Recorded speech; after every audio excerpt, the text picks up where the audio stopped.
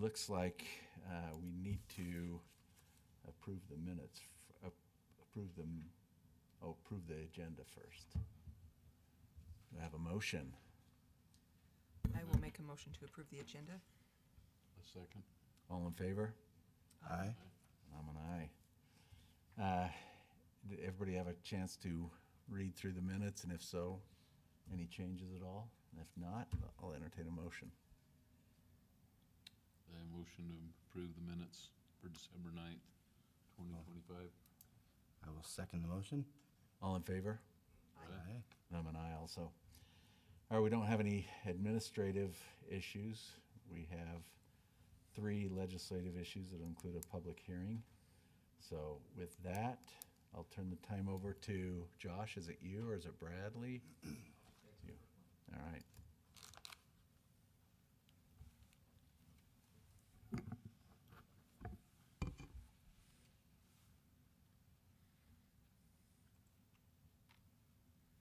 Chair, Commission members, thank you for the opportunity to present to you tonight. Tonight, I'm here to discuss a First Amendment to the Lakeside Landing Development Agreement.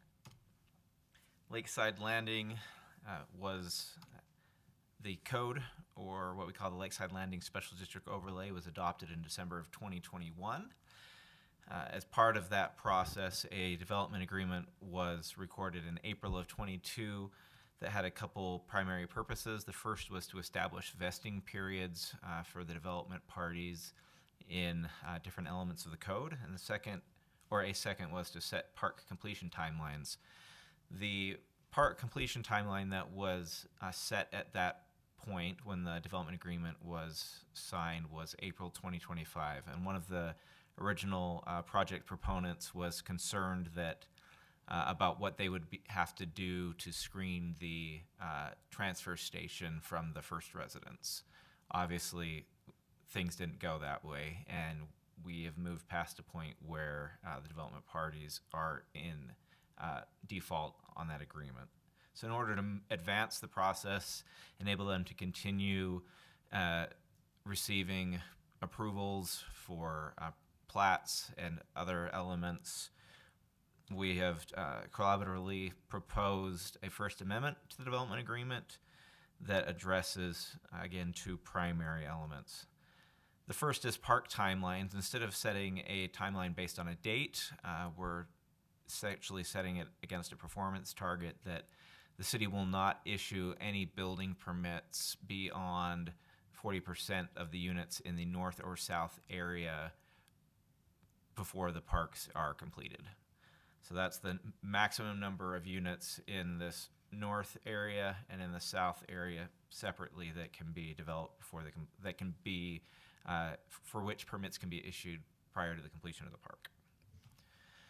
It also resets the 6-year period of vesting in the design rights. There are 2 primary vesting categories in the development agreement. The first is regulatory or the density rights, which establish how many units are yielded in each of the areas. Those rights have a 15-year period that started in April of 2022. We are not amending the period of those rights, but we are resetting the vesting period for the design rights, which is essentially everything else in the code, all of the architectural design, landscape design, structure, or geometric elements of lot standards, other elements other than the maximum residential yield and minimum commercial requirement that's controlled in the other set of vesting. So we've spent quite a while working together with Lakeside Landing Partners and Unified Business Alliance, with our legal team, their legal teams, to come to a point where we're comfortable with proposing this First Amendment to the development agreement to you. And because the first development agreement constitutes a land use regulation, it went through the land use regulation approval process, which included a public hearing before the Planning Commission and a action by the City Council to adopt the development agreement. So for this First Amendment, we're coming back to you for the same process as it is, again, a land use regulation. So we're here presenting this proposed amendment to you with a staff recommendation of approval, staff recommendation that you recommend approval to the City Council. And then we will go before the City Council for their action on approving us entering into this development agreement. And I'm happy to speak further to any of the specific provisions of the development agreement or the process and progress of the Lakeside Landing District generally. That is the end of my presentation. Any questions or comments Can you for tell us just a little Josh? bit about the progress? Yes. So this 15 acres here that was brought into the district, within 2 months after the original adoption by a third party, the improvements, the on-the-ground improvements, are essentially done there, with just a few remaining elements to complete. Speaking with that that ownership group, which is LGI Homes, they've indicated to me that they intend to start construction of homes this summer.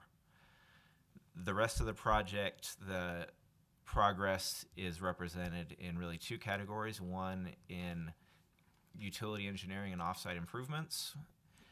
We are nearly complete with a extension to the pressurized irrigation line from about in front of Merritt Academy over across the freeway and into an existing line on Center Street.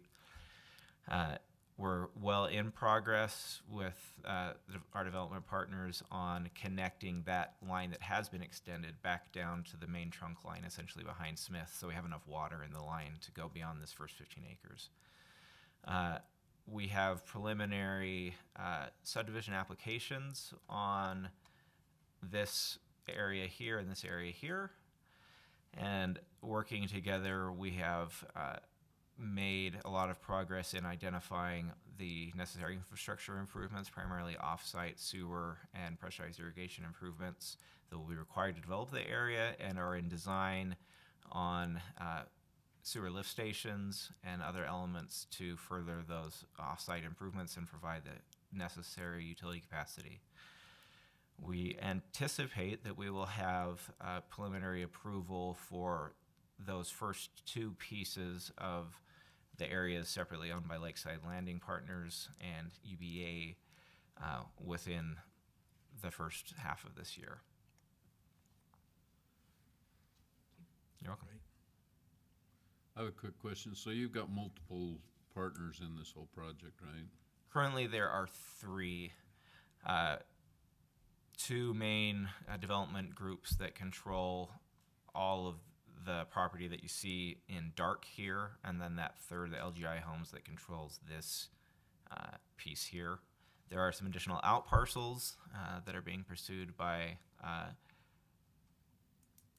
either our current development group or by others to try to get them into the area and commence, the utility planning and design of those with the rest of the project. But in terms of development partners on the ground right now, there are three: LGI Homes, Lakeside Landing Partners, and UBA. And the development agreement tonight that's under consideration tonight is between Springville City and UBA and Lakeside. Okay, so the parks are just the ones that they have the land and control of the parks? Correct. They are I was supposed to get a little, put them at the end. The two parks, there are two public parks within what we call the regulating plan, which is the area that is controlled by our development partners. This North Neighborhood Park and South Neighborhood Park will be completed at the expense of the developer in cooperation with the city at a price agreed upon, and then escalated by a consumer price index inflation ratio over the period since the adoption of the development agreement, and that will continue until their completion. So those two parks are the only dedicated public parks so far in the area. The rest of the green space is either dedicated green streets, right-of-ways, or private HOA-maintained greenways or small parks. But the development agreement tonight applies, in regards to parks, applies to this North and South Neighborhood Park. So the other developer that's just come in with the other, I can't Over here? Yeah. They don't have any parks, or it doesn't really affect them at all then? They don't have any public parks. They do have this essentially an equivalent amount of open space, and this green pedestrian green street here between Center Avenue and 100 South falls almost entirely on their project. So they'll be improving that whole width, and then they have about 3 or 4 other kind of pocket parks or corner plazas, as well as some additional pedestrian green streets that cut through the middle of the project, but no dedicated public parks in that area. Thank you. That's all my questions. Would you like a quick recap? Any other questions? Sure? You know Lakeside Landing. Yeah. You were here when we adopted the development agreement. The development partners defaulted on the development agreement in April, but because the parks weren't completed, because nothing else was completed, and we're not there yet. So we're proposing an amendment that changes the park completion timeline to when 40% of the units have been permitted in the area. So the city won't issue any more permits after 40% of the units until those parks are completed. And then we also reset the vesting period for all the design regulations in the area, prior to which we have to unilaterally agree to change those. The city can't unilaterally make amendments to those without per the development agreement. So those are the 2 basic provisions of the amendment. Any other questions? Not for me. Thank you.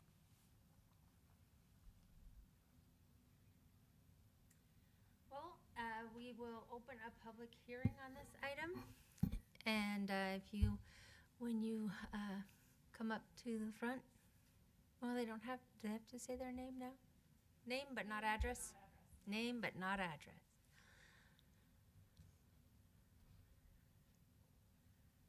I thought Brad had to announce his address anyway, even if he doesn't come up.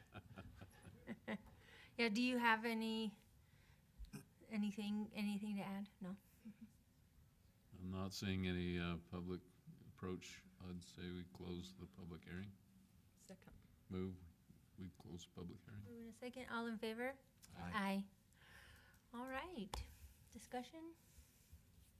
Not for me.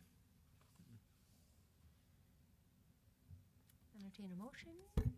I'll move to recommend approval of the First Amendment to the development agreement for Lakeside Landing properties between the City of Springville, Lakeside Landing Partners, and Davies Design Build.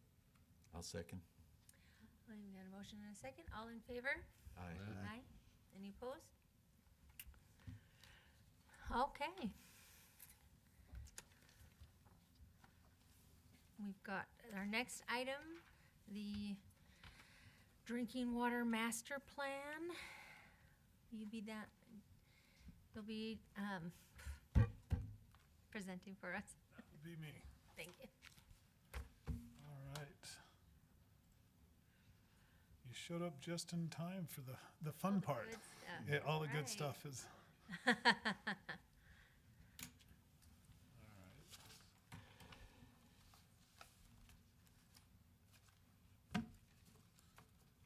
Chair and Commissioners, thank you for having me tonight. We are in the process of updating from kind of the ground up master plans for culinary water and pressurized irrigation. In addition to those, updating the impact fee facilities plan and updating the impact fee analysis. So we'll be kind of just hopefully briefly going over. You had copies presented to you, whether you've read through those or not. You're all still awake, I assume you. Exciting read. Yeah, it's the cure for insomnia, so it'll take care of what ails you. Why do we do master plans? Really, it's to take a deeper look at our entire system, plan it out for upcoming growth. We establish levels of service, project and estimate growth, quantify our system assets, what we have, what we need, verify sufficient water rights. We are called Springville for a reason, and we definitely tend to be on the better side of things with the water shares and water rights. We then model the system to make sure we are going to meet all the parameters we've set for our level of service. And then we start looking at capital improvement projects. So starting out with drinking water. This is our existing system. It ranges from a variety of tanks, penstock up the canyon, major line really coming down 4 South, crossing the freeway to get over to the west side, and as much looping as we possibly can get. There, just to give you some of the stats of this, we have 220 miles of pipe in the ground, ranging anywhere from 4 to 30 inch. The 4 inch is a little problematic because the state minimum right now is 8 inch. The benefit that we have right now in the older parts of town where we have 4 inch is we have looping at almost every block. So we have so much looping and redundancy, we're able to meet the requirements of pressure, fire flow, all of that, but it is starting to age out. That's the big problem there. We have 7 wells, 5 springs, 9 tanks, 2 pump stations, and 11 pressure zones. So, in a lot of our analysis and establishing level of service, we equate an equivalent residential connection, an ERC, and we assign values to that. So indoor level of service per ERC is about 0.3 acre feet, outdoors 4 acre feet, so on and so forth. We look at peak day demand, peak instantaneous demand, and then storage are kind of the critical criteria we look at for drinking water. Like we said, about 0.3 acre feet, 97,000 gallons a year. Outdoor, this is going to come back. We'll have further discussion on this, but we are basing the outdoor on irrigable area, and we're creating bin sizes, if you will. We're establishing lots because not every lot in town is the same size. So the quarter acre lots on the east side of town are not going to have, or they're going to have more grass and open or irrigable area than a 1/8 of an acre, 5,000 square foot lot on the west side. So to bring things a little bit more defensible, we've changed the way we're going to implement the impact fee. So we'll come back and have a little further discussion on that, but just note that's a change. Project, we estimate growth. We're looking at growth picking up. We've seen that with the west side of town, even the west side of the freeway. And great, there's quite a few subdivisions kind of teed up, ready to go. So we could see some good growth in the very, very near future. Sources, we have wells and springs. What we look at is total source capacity, and then we take the largest well out of commission. Let's say that thing breaks in the middle of July. We want to make sure that we have enough water if we're kind of N+1 redundancy. If we have our largest well go out of service, we can still meet all the requirements. And then we also look at, for source, trying to look at historical. It may be able to produce this, but what's the lowest it's ever produced during a drought condition? And once again, so we're nothing but conservative on this. Tanks, we have to look at equalization, source versus demand, fire suppression, and then not required by the state, but we definitely want some emergency storage just in case. And so we've built that in as well. Currently looking at about 2 million gallons, not in all one location, spread through the various tanks that we have, but we do have about 2 million gallons of emergency storage. And like I said, the pipelines we have to about 220 miles. Primary, largest amount are 8 inch, which is currently the state minimum required. So all new developments are putting that in, and that's starting to outpace any other size that we have. So we start to look and verify that we have sufficient water rights. We project out 2070 is kind of the build out scenario, but we'll start looking at everything. Current sources, we have about 15,000 acre feet. So we're good right there. But again, we look at worst case scenarios. We look at drought conditions. We look at trying to be very, very conservative and ensure that, because this year is turning out to be our snowpack's lower than it's ever been. We're below the line. We're trending worse than we've seen in a good long time. So we're hoping that the measures that we've taken will allow us to continue to function without a hiccup in all of that, should this continue. These are some potential drinking water sources that we still have out there, some additional ones that as we get more shares from Springville Irrigation, Mill Pond, all the different companies, we can start to transition into city wells. That's really the discussion there. About 4,400 acre feet still to be collected as potential sources. We run hydraulic models, and the dominant factor in all of that in the model is fire flow. If we have a fire breakout, crack open that fire hydrant, we've got to make sure we can supply enough to fight that. So we have different requirements based on where you are in the city and use. Residential east side's about less than 1,000 gallons per minute. West side about 1,500. And we have some non-residential, smaller non-residential. We do have some large non-residential, which are greater than 2,000. And those are typically primarily along SR 51 down the south end of town. And we don't have the best looping down there right now. Growth will come. We will get those. So we have some fire flow deficiencies that the city is needing to take care of. This means our existing system doesn't meet the requirements. So 90% of these we have scheduled in the next 2 years to take care of. This year, I think these down here are in the budget, and then we're looping some of these smaller projects all together to do a larger project in the following year. FF 14 is that one I was talking about. It's a long dead-end run down SR 51 and has some of those larger non-residential uses down there. So we're looking as development comes in to get loops down there. So we'll be working on that one. So we've looked at all that. We've looked at our sources. We've looked at our facilities. We've modeled it. Now we start looking at what do we need for growth, capital improvement projects. And we start looking at if it's growth, growth pays for it. And we put it in the impact fee.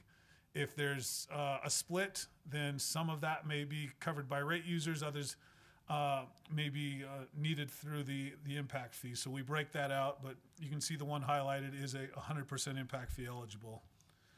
And that's this one right down here on the kind of the south end of town, adjacent to 1600 South. So this is the CIP map. It goes through, and anything with a designation 10-whatever is in the 10-year window. Those are projects we're anticipating to be in the impact fee plan and charging and collecting impact fees for. If it's a 20-, it's in the 20-year horizon. It'll be in the start to bring those projects in as we update the impact fee plan. And then we talked about just aging infrastructure. This is the big one. This is the one we're trying to wrap our arms around. The costs are phenomenal, and just in Plat A alone, we've got 1920s pipe in the ground. We have 100-year-old pipe in the ground, and we need to start going after that replacement. So we are looking at how we can attack that, rates, bonding, whatever we need to get that start to replace the older pipes, get 8 inches back where 4 inches are currently, and start to increase our reliability and reduce, just get that pipe. It's served its life. So that is another hurdle we get to deal with that they've addressed in the master plan. Okay, so we've talked about culinary primarily. Now we're going to talk about pressurized irrigation. This is a separate item. Oh, is it? No, we can have him present on both and then. I was going to do say, public I hearings apologize. later. I lumped my presentation all together and then did the impact fee. That's okay. All right. Okay. So again, PI, you're familiar. We've set a PI service area just the west side of town, kind of 400 west. We did an analysis when I got here roughly 20 years ago that said it didn't make sense at the time. We have the water. Didn't make sense to tear up existing roads and put in another system when we could utilize the existing culinary to serve indoor and outdoor uses. Outdoor use is the predominant use there. So we've set up level of service requirements, average yearly demand about 4 acre feet, peak day 8.5 GPM, and we have storage. And storage for outdoor doesn't have to be in large tanks. We've put it up in a pond at the mouth of the canyon. Again, we've based our outdoor in a bin size or based it on lot size, so that is a significant change on level of service there. And then we've got the key system design criterias: source, storage, distribution, peak instantaneous. So we're talking middle of July, the hottest day. Everybody's got their sprinklers going at once. Everybody's turned on their system. So we model and design for those kind of worst case scenarios that we can still meet all the requirements we need to there. And then we look at, based on the use, based on the land classification, there's a differing percentage of what we feel is irrigable area. So we apply an irrigation factor to all the different areas. That's how they tend to model it and can put in the demands based on that percentage. Again, we've got the growth, planning horizon in 10-year. We're currently at about 362 irrigated acres. We are planning in the 10-year to expand to about 615. And then it has a potential existing customers. Those are existing developments that have put in dry lines. They just have not been connected to the system. And there's roughly about 257 acres out there with dry lines adjacent to them. We just need to get the water to it. During that time, they were supplemented. They're utilizing culinary, but we've kind of reached that point that they've got to start pulling off the PI. We can't keep supplementing off the culinary. So we're to kind of draw a line drawn in the sand there. Sources that we have, Hobble Creek and Strawberry Reservoir. We're currently right now doing a project we got a grant fund for, and we're piping the Highline ditch from the turnout at Hobble Creek all the way down to where it crosses Canyon Road, and we can divert it and dump it into the pond. We are piping that whole system, so there won't be rock falls and blocking that off. There won't be trees falling over it. And all of that was covered through a grant. So that's really a good win for us there. And we sized it such to be able to pull the water we can and are allowed out of Hobble Creek there. Storage is at Bartholomew Pond. Often people forget it's a PI source. It's a storage pond more than just a recreation pond. At full build out, it's going to fluctuate. You may see it every now and again. They'll draw it down and then slowly let it build back up. It can fluctuate up to 6 feet in an evening and build back up, but it's good for the system to do that. It also, it leaves still water for them. There's a dead pool level. They can still frolic in the water, but we can still utilize the water for its intended purpose. You can see right now at the 10-year mark, we're plus 4.5 acre feet of surplus storage. So we've got more storage than we need. It's great. Again, that pond and the main distribution line was paid for via a grant as well. So we're really trying to make this PI system affordable and leverage any possibility for grants out there. In the 20-year time frame, we start to have to look for additional sources, additional storage. Options there that we can discuss are possibly drawing it down a little further and just letting it go from 6-foot drawdown maybe to a 7 or an 8 foot, and we meet our storage without having to outlay any additional funds. So that's the 20-year horizon to look at, but it is a possibility there. How deep is the pond? I believe it's 15, 16 feet deep. But please don't quote me on that. So we've got the irrigation water rights. Like I said, we're Springville for a reason. We've got a good amount of water coming there. Capacity is 3,400 right now. Demand's 1,400. We're at a surplus for the water rights. But again, that's going to change as growth comes. We definitely planned larger than we needed to because we had the grant funding to do that and build that at the time. Potential water rights, again, we're looking at possibly pulling out all the irrigation shares.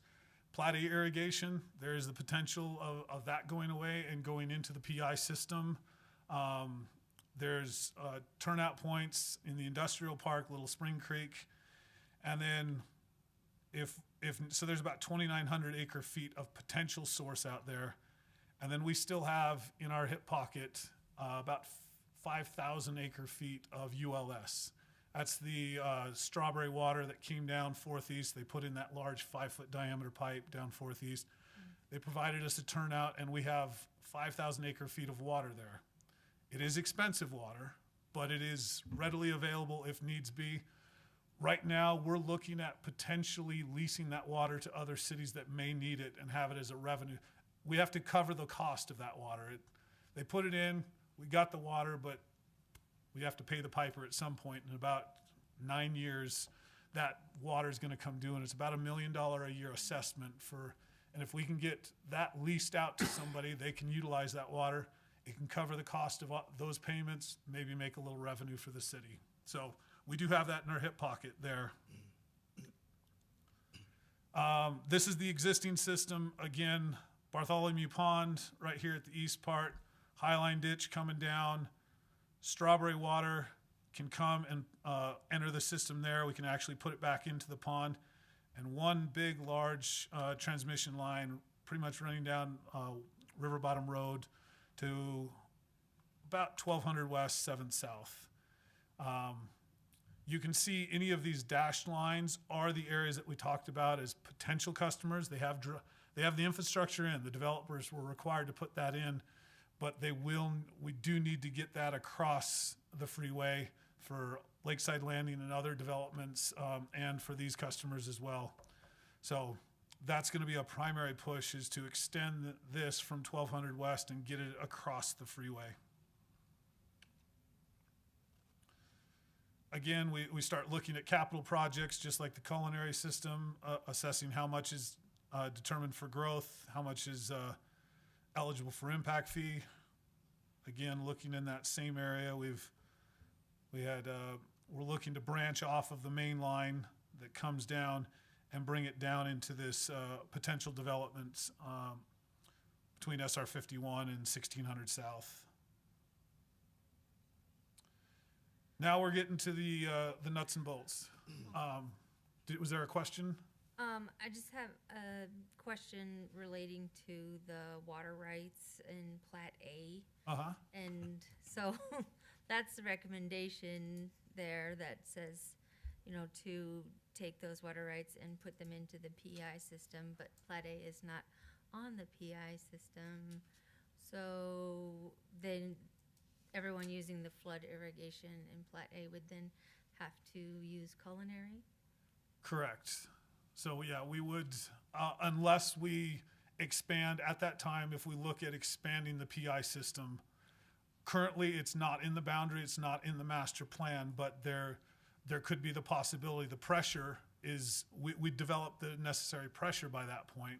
We could look if we start replacing lines in Plat A, do we look at potentially adding PI? Or yes, they'd have to be serviced off the culinary. And we've looked at that, saying adding Plat A to the culinary system, would that trigger anything? We could cover that, we could manage that. So we've modeled all of that. But yes, Plat A users would be needing to put in some type of a sprinkler system and utilizing it there. Right now, Plat A, forgive me, doesn't pay for itself, or we're, Well, the cost for the flood irrigation exceed what the people are paying. Yeah. As Jeff was saying, one of the things that we're looking at is putting in a PI system tears up the roadways, and that's really where your cost, it just makes it almost impossible. But if we're replacing the pipelines, we might as well do that when we're also putting the PI system in that. We can get pressure currently from the Bartholomew Pond in that area of Plat A, where they would be able to irrigate. The other issue too is that we're looking at the roadways themselves, and we have to do more roadway where we try to do all three together. So we really tear up Plat A, but we can get the culinary water, the pressurized irrigation, and the streets all taken care of in the same type of project together. That's a lot of doing for 64 square blocks.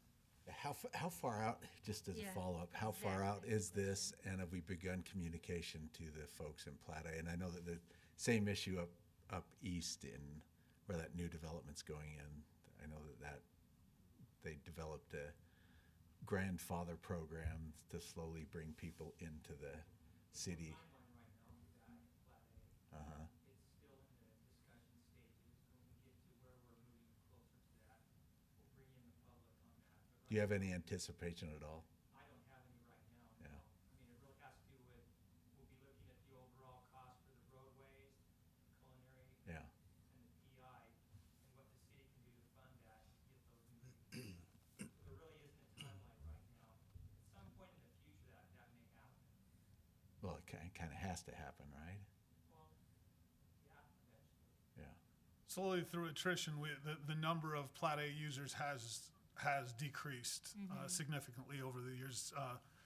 It is inexpensive water, but I won't call it hassle, but the inconvenience of getting up at 2 o'clock in the morning, putting on your boots and putting the head gate in and pulling it out an hour later.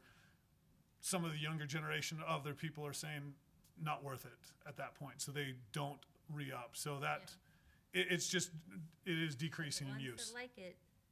There like is. it. There are people that It's absolutely going love it. to I agree. be An issue, yeah. Can I say one more thing, and Sure. that is that one of the things that the mayor and the city council has asked all the departments to do is to make sure that the service provided is equal to or at some form of what the residents are paying for it.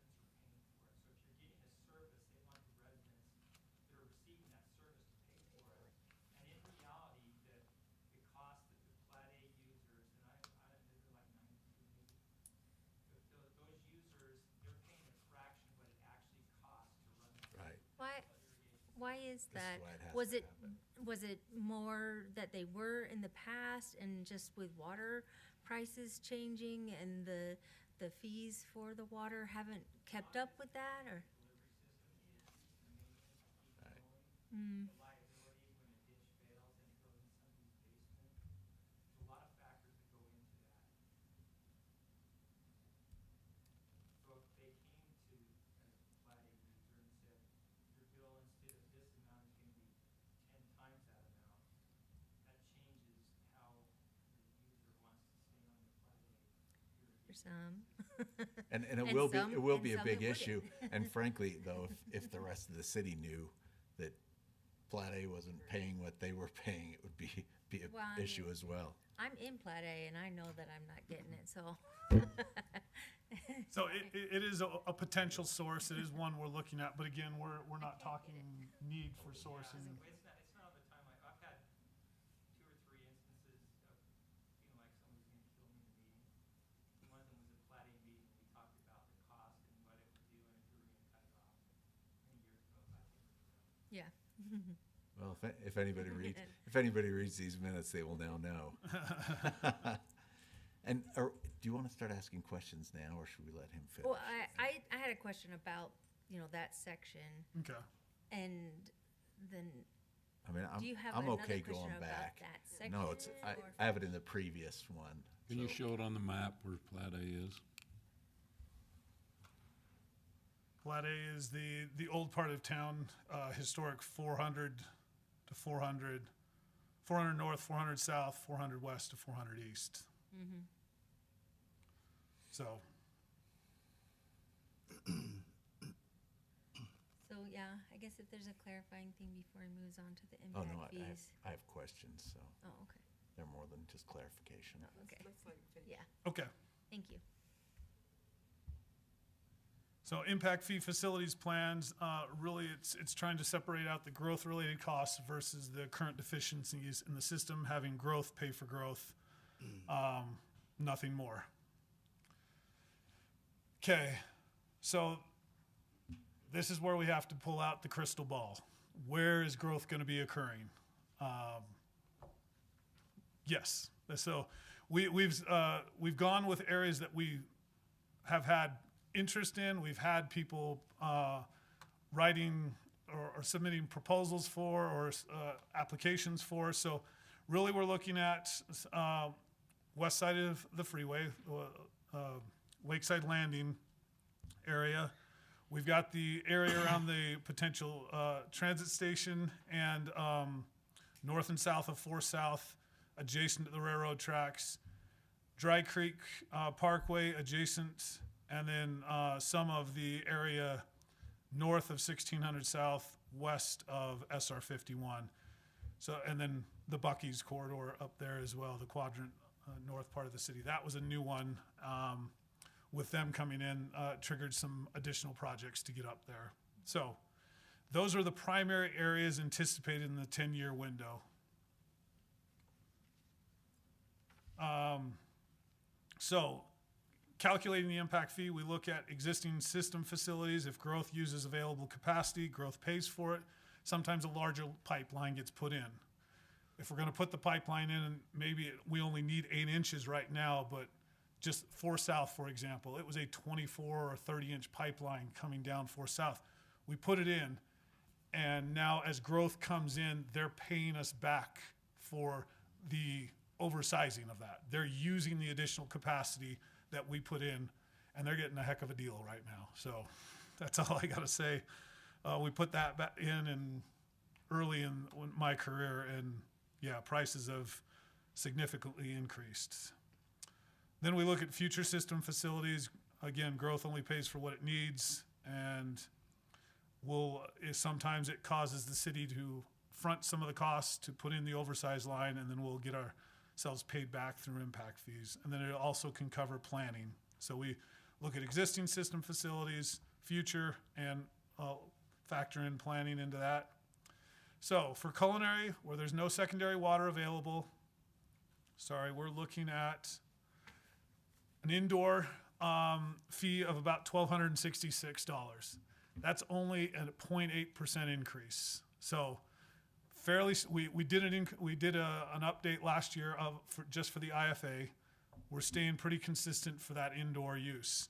Outdoor came to about $25,364 an acre, or about 58 cents per square foot. I think we were at about 40 something cents per square foot. This is the east side. Just so you know, we did not elect to utilize that fee. We wanted west side and east side to be the same. So the recommendation, and again, I'll get to that. The old fee is based on 0.15 acres per ERC. That was the old ERC. We're now doing irrigable area based on your lot size. So spoiler alert, you'll see some dramatic increases on outdoor costs, but when we put it into the lot size equation and compare it to the county, we're actually looking really, really good. So you'll have some questions of how did this increase 34%, yet we're still here.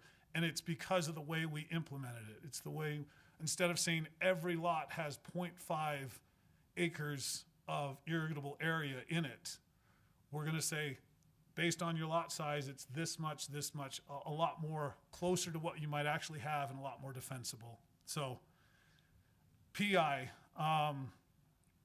secondary outdoor was $20,953 per irrigated acre, or essentially 48 cents per square foot. So there was about a 10-cent difference between the east side and the west side. But that did show a significant increase from last year. So there was some, and that was primarily because of the areas of town that are developing.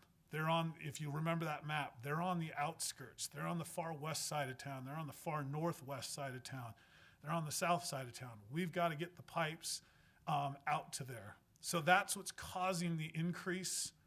But again, how we implement it, it's going to show that we're still sitting really, really well. So take that, and now, again, that just shows how we're implementing it. This was the old one in the basically 0.15 irrigated acreage. Staff's recommendation is to keep the indoor at 1266, a 0.8% increase, and then take the secondary outdoor cost and apply that to all areas of town. That means the city will probably lose some money on the east side, but we're talking of, there's not a lot of developable area left on that east side. So we're just going to make it across the board, and we've equated that's in the range of $40,000 to $50,000 hit overall to the water fund, but we feel we can cover that just to keep everything equal across the board. So here's where we are in comparison. Countywide, the Home Builders Association puts out a survey and all the impact fees for this Utah County, and they base everything to do it apples to apples. They base it on a 10,000 square foot lot with a 4,000 square foot home on that. So this is just kind of taking one example and applying it across so we can compare or contrast where we sit with the county. So proposed fee for a single family home, 10,000 square foot lot would be $1,266 indoor, $2,305 for the outdoor, with a total of $3,571 for water and PI, or water indoor and outdoor use. As you see, it's actually about $20 less than the current impact fee.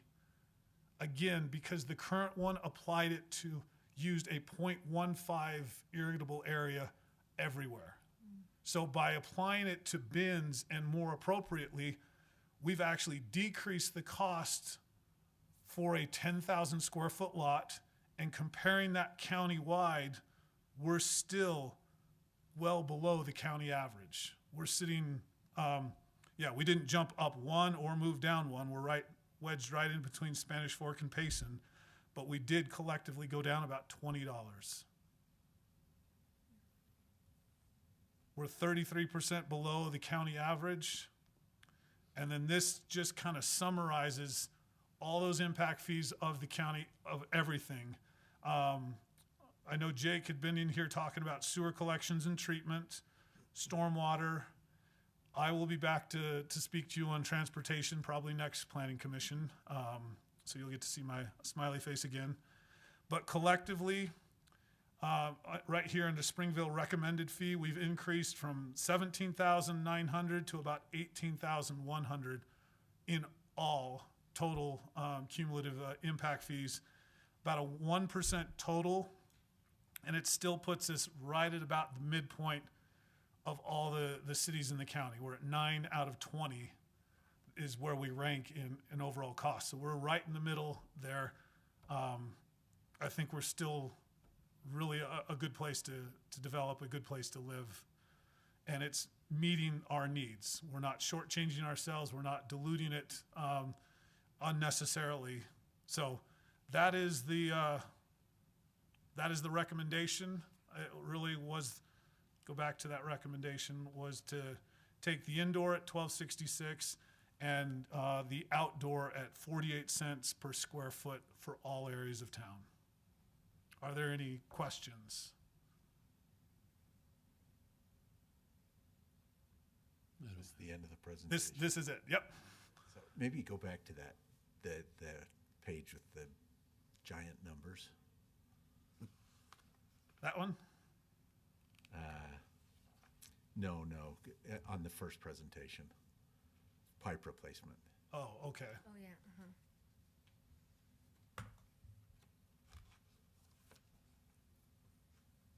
There. Right there. Oh, yeah. $440 million. Yeah. Okay, so I guess my question is two-part. One is out of ignorance. How does this end up paying for itself? Or is this just a cost that's going to be a real cost for the city? This is the cost of The real replacing cost. an existing Okay. system, yeah. Understood. And then, so my other question is, and again, this is out of ignorance. By the way, great job on the presentation. Thank you. Great job on the work. But it seems to me we should have been looking at this a long time ago and should have already started at least, replacing sections at a time. And I feel like maybe it's just me looking at this. I feel like, man, this is just like this giant bowling ball hitting the city all at once. And I'm wondering what we can do to maybe prevent this from happening in the future. And what has been done, maybe what has been done in the past, and I just don't know. Maybe things have been replaced, and I'm just not aware of it. And it just seems like this is such a big number. It is a big number, and it's been one in discussions for a bit. It's one, honestly, the Plat A, the 1920s are really the first pipes to come and Yes. hit their full service life. PVC in the ground is projected in the 100-year mark before it ends its service life. We have been kind of more reactive on our replacements. If there were a reason for it, lead joints, or we would have done replacements up and down Main Street because of UDOT and everything. We've been replacing as problematic areas, things that have corroded or we've seen high breaks. We've been opportunistic in replacing as we did street projects. But collectively looking at aging infrastructure, this is really our first attack at it. We've been looking at it, trying to wrap our arms around it, and it's probably going to require some bonds, continuous bonds, rolling, and we'll look at them in segments. We're going to not try to tackle the 440 million in one fell swoop. We're going to take this elephant down one bite at a time. Brad wants to get retired before all this stuff goes down. Maybe a comment to your question, and it's a good one. There have been pipeline replacements through the years. Citywide, Administration Troy has initiated what we call level of service review for all departments in the city, and it spurs on the fact of a lot of this replacement, whether it's a park playground or pipelines in the ground or pumping stations or whatever, sidewalks, streets. And it is to grasp that situation of we have all this infrastructure and how are we going to replace it when it reaches its service life? Now, speaking of Plat A, for example, just because a pipe is 100 years old doesn't mean it needs to be replaced. And that's one thing that's difficult. We have some pipelines, we have minimal breaks in Plat A. It's functioning very well. We have other places where pipes in the 40s and 50s that were put in, we're having problems with. But we're looking at all that, and citywide, all through the city, we're looking at repair and replacement of this older infrastructure that we have, and a plan to go through and how we're going to do it. So that is in the process right now. What is the timeline? I know you mentioned Yeah. it's not right now, but what is the timeline to spend $440 million? We are, Or at least the range. Yeah. we're looking at decades.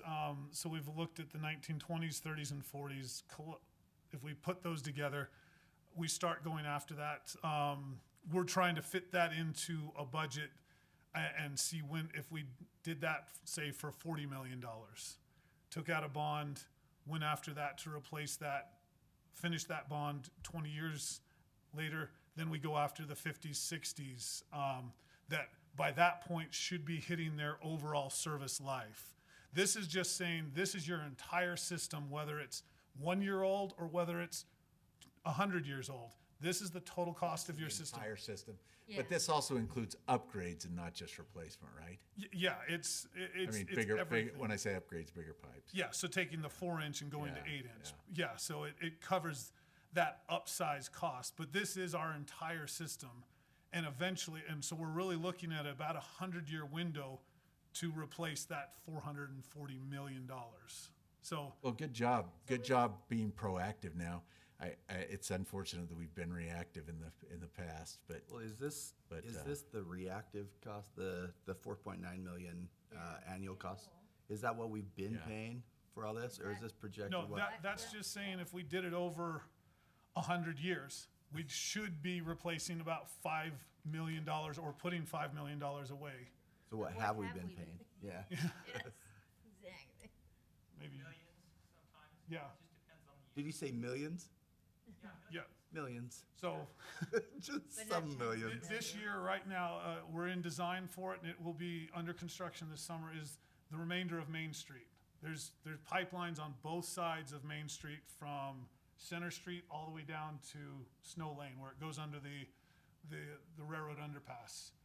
We're gonna be doing that, and that's in the, I believe, $3 million range for replacement for those lines. And all it is taking out the old and putting in the new and running services to the existing buildings. That's all it is. And we're doing that this year. So there is, when he says millions, it's correct. I was just wondering, for this whole amount, is this, we've been chunking out of this already, or this is just starting from where we're at today? If we were to project out, this is what it's It would gonna cost to include do like, the rest. yeah, a brand new pipe that was put in when this was this year would be in this cost. Okay. But it would be 100 years down the road. but I think your point is that we've got this put together now, but in the past there really hasn't been anything. It's been reactive, so it's millions or not millions. I think you've been reactive. way to say it, that it's all been reactive, because each time that we've done a master plan, we look at things that But that's I think that's my initial question. If this hasn't been, I mean, this looks great. I mean, it's huge numbers, but this looks like a great plan moving forward. But if the previous, but did the previous master plans, and I've read through them, but I don't remember a chart like this. Did the previous master plans have anything like this? in fact, this might be deceiving, because what that's saying is, this is all pipelines you have in Springville. And if you were gonna Understood. replace all those pipelines, it would cost that $440 million. Yeah. And if you're gonna do that over 100 years, it would cost you $4.9 million. Now, some of those pipelines in there are new, others are not, and it just, so we've been doing replacements. We did North Main Street a few years ago. I remember. Another multi-million-dollar job. So if you look at that 4.9 million, we've been fairly close. But we didn't have to take a bond out on that, right? No. But bonds from here on out. The only thing we bonded for was the PI line coming across. I'm sorry, the 30-inch water line goes all the way to the Yeah. freeway. I remember that, Bonded yeah. for that, that bond is up in 2028. So this 4.9 isn't necessarily an increase. It's, you just said it's roughly what, it's close to what we've been paying?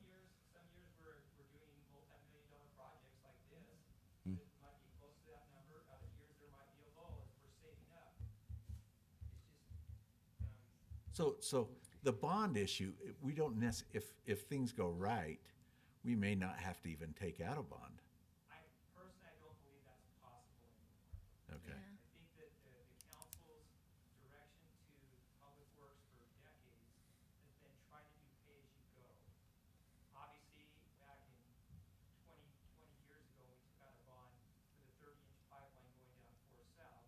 We couldn't pay-as-you-go, so we bonded for it, right? And so, but I see right now, especially with the way costs have gone, that some of these projects and trying to get all this is gonna take bonding at some point in the future. It will. Most cities do bond.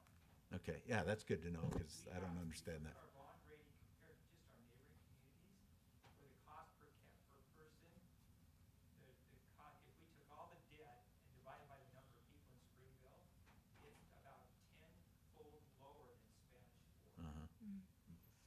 So we've done pretty good at pay-as-you-go, but this is a bigger one that we can do pay-as-you-go. But we will be budgeting $5 million a year from here on No. out. So, because this isn't really a replacement program, this is like a replacement. This is a big scan, Cost big chart. picture. Yeah, look Yeah. at it. I understand that, Do but we have, why wouldn't we put that money aside so that we're building Or- it up? We can,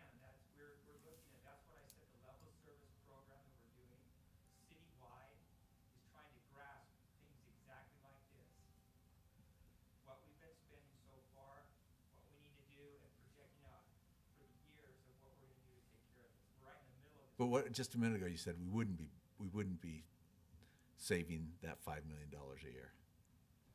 We're not saving 5 million a year. Well, setting it aside for when it's needed. Right now, we don't have the ability to set aside a full $5 million a year. So what we're gonna be doing is looking at how we do that, whether it's bonding or phasing the projects on those. Yeah, so, Am I not making sense? well, are you, is there a plan in That's the production, I guess, to evaluate, like, this is how many, you know, of what different sizes we have that are 1920 pipes. And so that's like first on our list to replace, and this is, you know, like that kind of a plan based on when you do have to replace them or when it would normally be Yeah, replaced? we've looked at by decades, and then typical material types and what the service life of that particular pipe is. Like Brad said, some of these they don't build pipes like they did in the 1920s. They've exceeded their service life, and if we can let them push a little longer and allow us to build up some reserves, but to put $5 million away and only be replacing this much, but we have $120 million in the bank, I think ratepayers are going to scream on that one. And the pay-as-you-go to get that $5 million of excess above and beyond the operations. We're not operating in huge profits. We're pretty lean and mean in how we operate. Yeah, you can see that in Yeah. the rest of I'd the love to presentation. see the historical data though, just for the Yeah, Yeah. I agree. what we've done for what think- for what amount, to see how it agree. how Well, it and- aligns with. And then the rest also of it. to see this by, instead of by pipe diameter, by pipe age, just like that kind of a thing. So then that would give us more of an idea of like, oh, like this is, everything's coming due in 2030. Well, if and- every 8-inch was coming due, then we're screwed. You know, it's like, yes, we know the 4 and the 6 will need to be, but there's not is there a deadline from the state that you've got to get all those pipes changed? No. No, And- it's really just looking at a level of service and when a asset has run its entire course of life. And we have, If you replace, it has to be at least. yep. Yeah. And so we have put it by decade. We've looked at all the pipes of the 1920s, 30s, and 40s. If we lump those together, from memory, I want to say it's anywhere from $38 to $40 million to replace all of those that are pretty much at their life cycle right now. To do that as a pay-as-you-go, it would take us, we could probably squirrel away $1 million to $2 million towards that a year if possible. We'd be 20 years before we could pull that trigger. Yeah. So that's where we're saying we've come up against this block of ones that really need to be done or have at least reached their service life. And we're looking at options that would keep the rates from having to do huge double-digit increases to fund those. And bonding's probably one of the best tools we have to kind of smooth that out, do some increases to cover that, but they're single-digit and just above. And that's what we're looking at right now in analysis. This is just in there in the master plan to be, hey, heads up, just so you're thinking about it, here's your entire system cost, and here's your entire system cost to replace, and this is what roughly you should be spending on a per year or putting away on a per year basis. We're looking at it saying, well, for the 1920s and 30s, that doesn't help us. We're going to have to get those done. Understood. Yeah, so, I just, yeah, I think it just, it would help to see that. okay. And, Yep. and that's the only thing, yeah. that's all I had. Any other questions? None of And this. thanks is- for the answers from both of you, sorry. None of this is paid for by impact fees at all. This is just the overall system, right? Correct. That's the system that's already in place. Yeah, development puts it in new, we cover the cost to maintain and replace.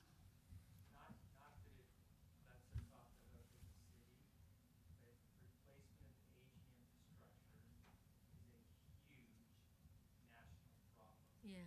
Yeah, Whether it be water lines, no question. highways, whatever. Yeah. But we're better than national.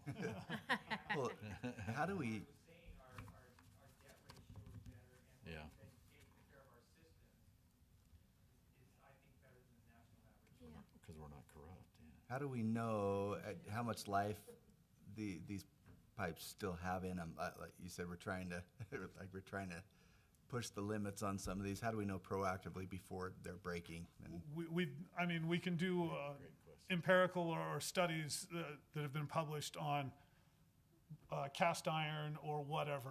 They'll give you a round number, 85 years, PVC 100 plus, ductile iron 70, whatever it is. So we use that data, and then we also just track the number of breaks. If there's an area that happens to be, if it's hot soils or it wasn't bedded properly, whatever it is, if we see significant number of breaks and it's not close, I mean, if it's close to its service life, we'll go after that. That becomes so a then highest the other priority. ones that have passed their age, we're just kind of praying that. Every night. Okay, So, all right. That's good to illustrate that. I appreciate it. What's the, I don't know, like cross availability or something if we have like, I don't know how many years ago, but once there was a raccoon in a tank, and so then they had to, like sanitize everything or whatever they did. And so during that time, are there possibilities to like get the water from another tank to, supplement that? Or is it more like with each tank, this is the area that it feeds and there's not another way to get it to? no, there is interconnects of systems that we try to establish pressure zones. So we'll isolate valves to keep this at 100, maximum 120 PSI, and then as it comes further down the hill, it would increase. We drop that pressure, but if needs be, we could backfeed systems. We also, in drastic emergency, we have done an interconnect with Spanish Fork. If we needed to, it's a two-way valve. They could pull from us, we could pull from them if needs be to at least get us there, and we'd measure how much and pay them back. But we do have some redundancy there, but Interesting. trying to keep raccoons out of the, I think the worst one we had was And golf balls. golf balls. Yeah. That was the one. What was that? Those I are It was thought just a dropping it in raccoon. and I listening don't to know. it hit the bottom. It was really cool sound, so. Yeah, really expensive, cool sound. Maybe that's, But I do think it would help, just based on this conversation, if we could find ways to plan effective. And part of the way is getting what you asked for, which is what did it look like in the past, so that we kind of, you can't account for unexpected occurrences, certainly, but if we know exactly, or at least about when things need to happen, and take care of it at that point. That's part of that level of service study we're right in the middle of. Okay. Citywide for everything is exactly what you're asking. Okay. We're already doing that, yes. We're just not finished. Have you Good done work. any analysis of the pipes that are coming out? Like if you have a water break, you're not just taking out, 3 feet, you're taking out, who knows, and then looking at that pipe and then saying, okay, the pipe thickness was this when it was put in, now it's, doing an engineering analysis or some kind of analysis. Is there something, because that was back to your question, is how do we really know how much thick, it's basically the wall thickness of the pipe. Yeah, so as they take a repair, they overexpose and they'll look at the condition of it. If it's scaled, if it's starting, as they take the coupon out or the section of pipe out, they'll look at wall thickness and note that in any repair they make.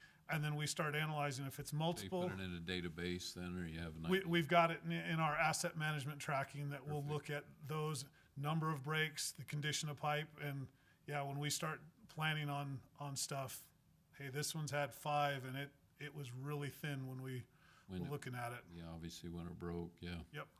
Okay, that's great. So then you have a little bit of a database that you can look at and say whether we're on national average, because I know there's definitely, depends on what kind of water you've got, and like you said, the bedding Soil well of the conditions, pipes will yep. handle it, Yep. and, Nestle transmission line, on SR 75 from the McDonald's at Main and 1400 North all the way out to their plant. We replaced that. We were watching it, looking at the pipe condition, and before we had major problems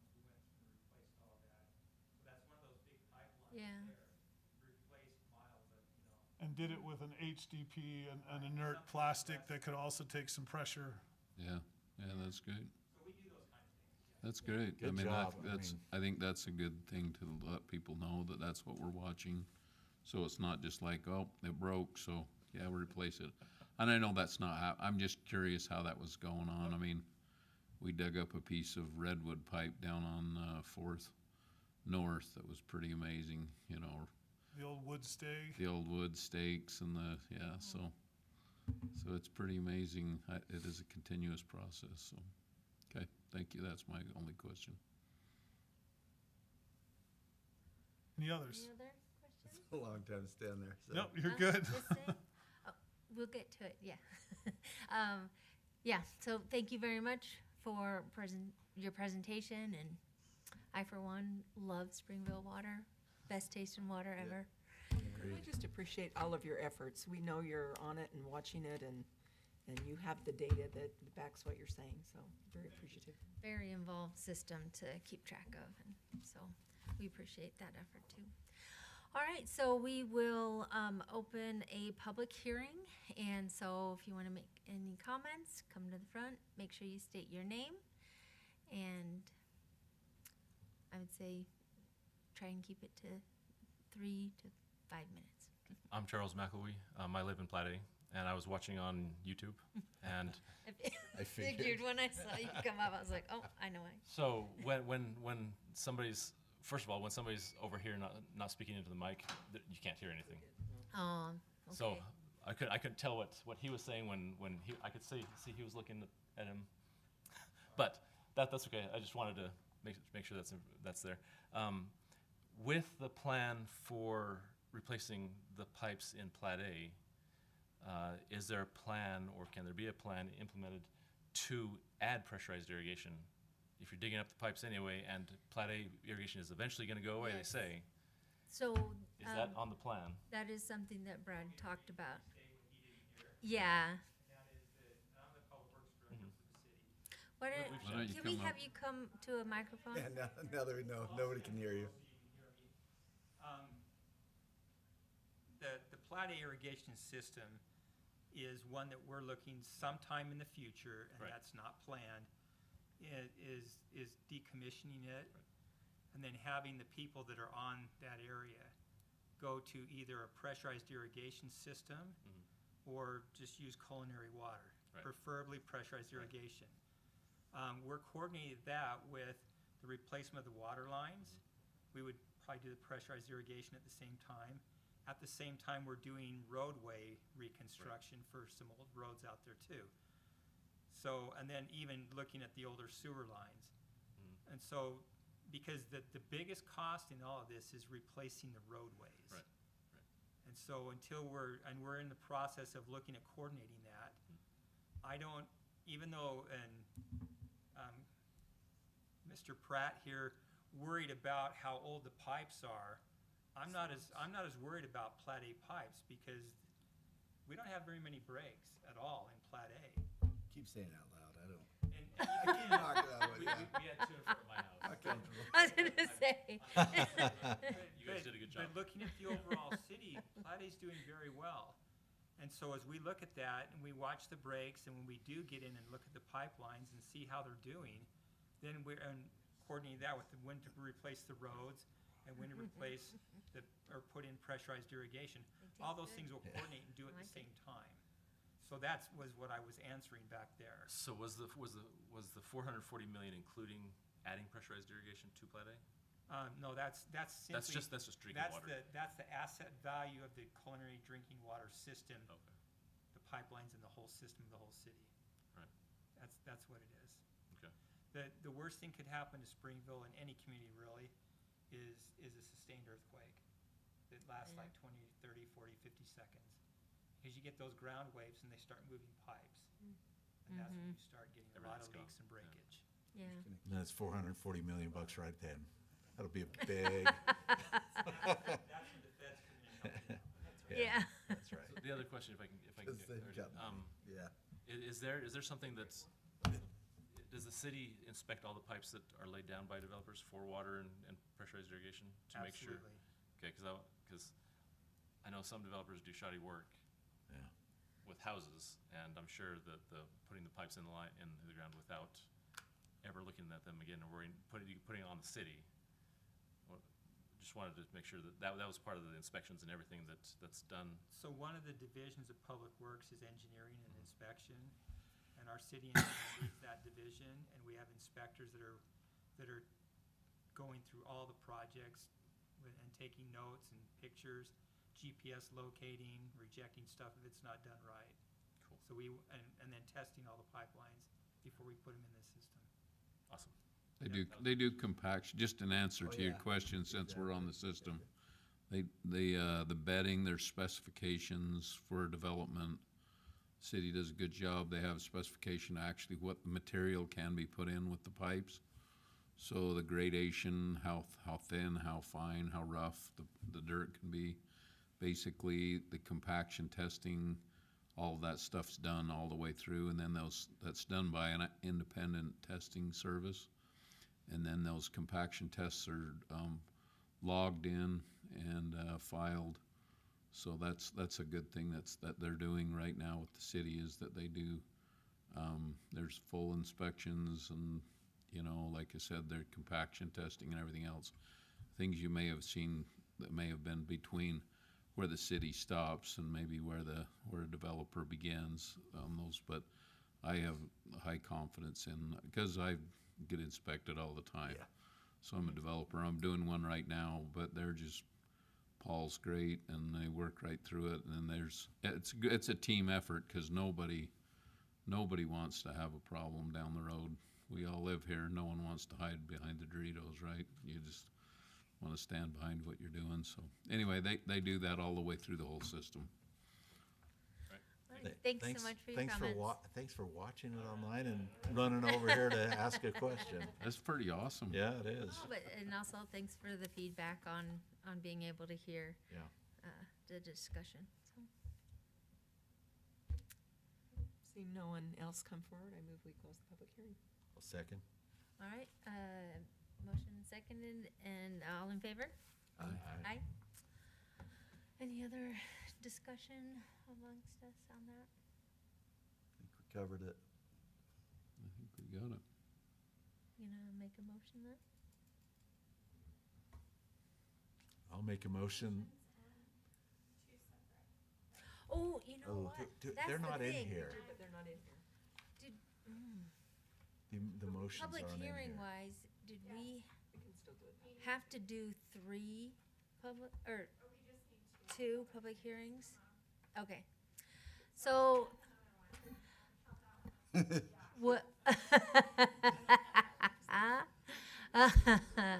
So, yes, we'll open a public hearing to discuss the drinking water master plan. And if you have any comments, please come to the front. Not seeing anyone come forward. I move that we close the public hearing. Second. All right, all in favor? Aye. Aye. All right, so we have had the public hearing on both of those items. And we'll entertain motions on both those items.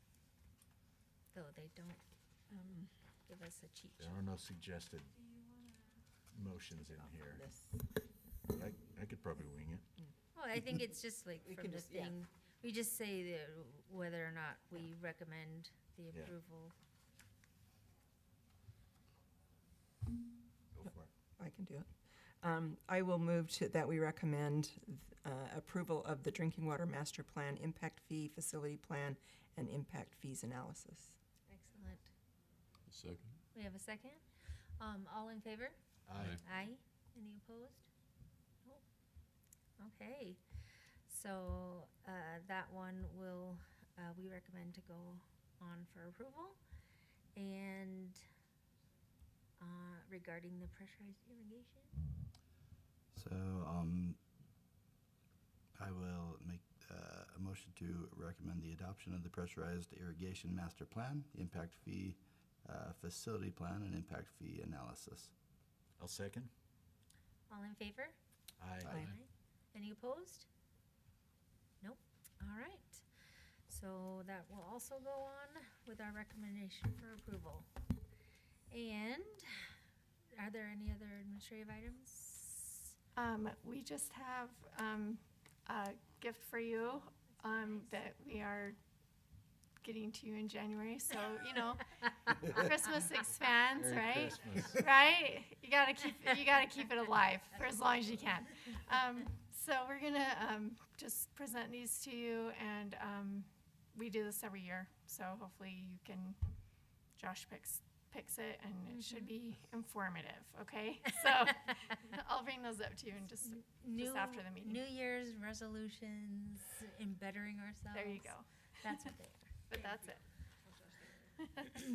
Okay, so with no other items, do we want to? Move that we close the meeting. All right, all in favor? Aye. Aye. Okay, Okay. Thank we you. are adjourned. Thank you very much. Yes. Yeah. Is that the next? No. Like 2 weeks from today. That's it. Yeah, Yeah, 2 weeks. Yeah. 27th.